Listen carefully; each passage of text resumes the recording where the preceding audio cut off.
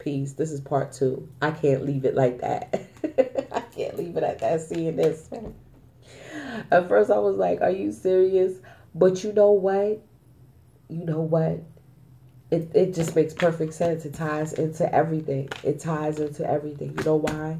It's saying, no, not that there's not a connection, but no, not now. And what I did was, I always look at the bottom of the deck, and it says a year from now. Right? And I know with me, I already knew that.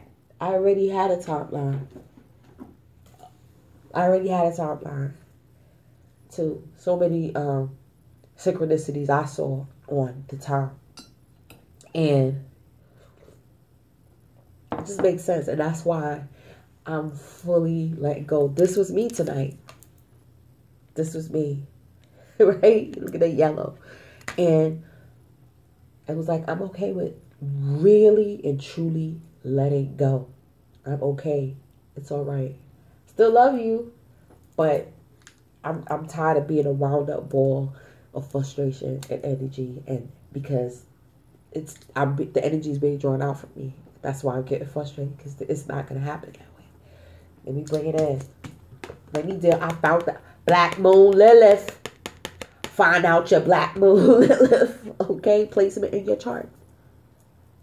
I was always, find out your moon. Yes. Find out your inner intuition and your inner sanctum, the upper room inside the inner sanctum. Okay, word, get into it with that. That's going to be what? Your salvation, to bring in this prosperity. No, not right now. Keep working on yourself. You're almost there. Maybe in a year from now. That's enough for me. That was enough for me. Okay, because we're going through a healing process. You don't want to, just like they say, like when you're sick and you just start feeling a little better, they're like, don't rest a little bit longer, because you don't want to. You're in the convalescence stage. Like you're still healing. You're not 100% better yet, even though you feel better. It's the same thing. You're healing. Yeah, you feel better. Yeah, things have been moving, but it's not time yet. It's not time. It's not the time yet. And that's where the wisdom in it is. That's the owl. Okay? That's wisdom. All right? So, the power is in our hands. Our higher self is definitely directing this ship. Steering this ship. Okay? Know that. It's not our 3D selves. It's just us, but it's our higher selves. The closest one to source. Okay? The one that taps into source completely. Right? That projects this down here. All right? Remember that always. And this is good. Damn, maybe I should pull one more. From what deck? I got so many decks. It's ridiculous. Yeah. I'm going to pull another one of these because I love this deck. Yep. And it's going to hurt. And it's going to be, like I said, it's going to be under. That's why the Divine Masculine got the 5 of Cups twice. Because not only, imagine how they feel, that they can actually feel you pulling away. That our loving energy, nurturing, unconditional mothering, love energy might be pulling away. But it's an illusion. Because it can never be pulled away. Because we are connected. So, just because I'm focusing more on myself and that 3D energy, that outward energy is being put within here. The outward energy I'm working through, like it said, all the etheric bodies, clearing out all of my etheric bodies. I have to do this to be a better woman for you. The Divine Feminine has to do that. And I know it's going to feel away. I know it's going to hurt. Just when you're like, but damn, just when I want to get something started, it's just not time yet. It's just not time yet. There's things that we both have to realize, And then it's good, like I said, it's going to come together prosperously, abundantly. Okay? It's going to be stable. The foundation that we're going to lay down together is going to be solid. Okay? Yep.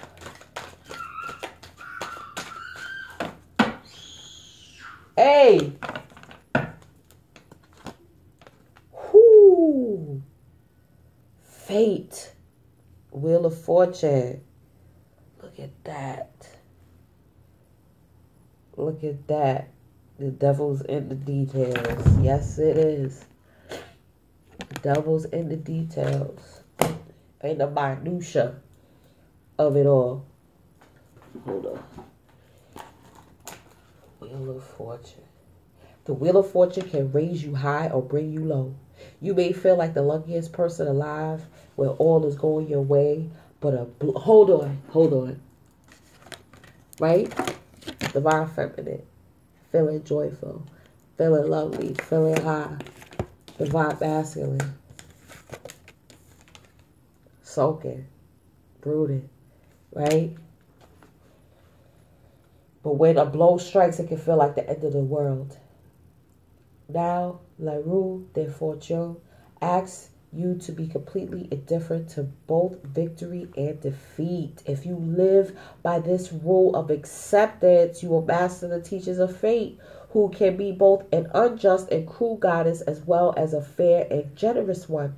Get your reactions in check and realize that the wheel has spun you into lessons designed for your learning, understanding, and spiritual growth. When you envy someone else who rides high, know everything can change with the spin of the wheel that propels you to the same dizzying heights. The wheel have turned. My fate is sealed.